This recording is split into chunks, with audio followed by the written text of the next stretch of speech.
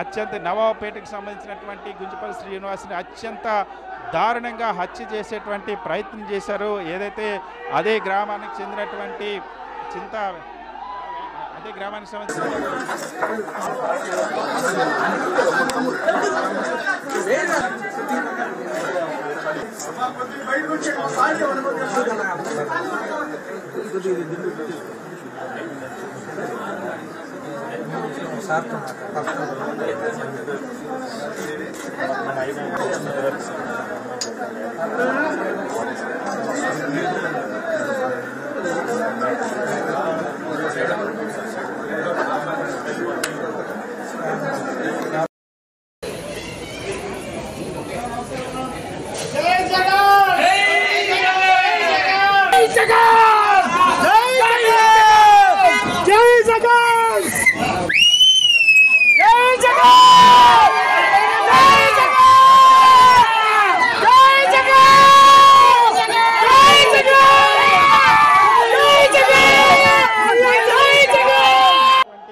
హింసను ప్రశ్నిస్తున్నారు.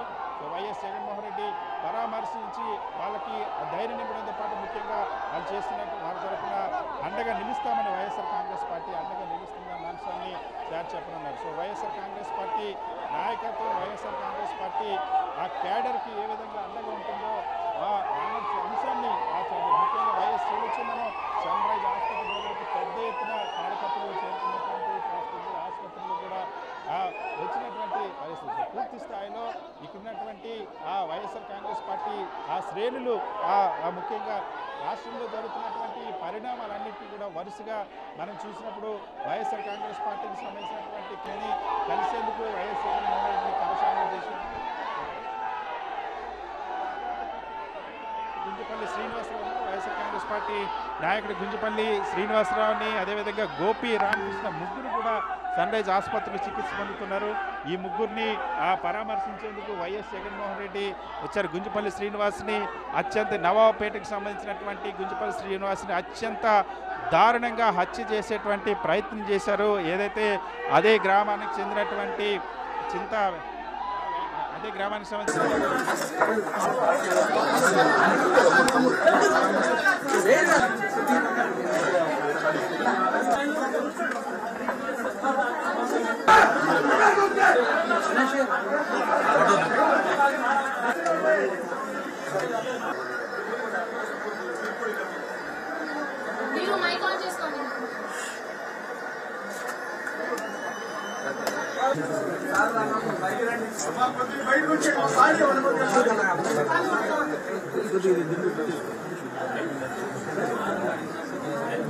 సార్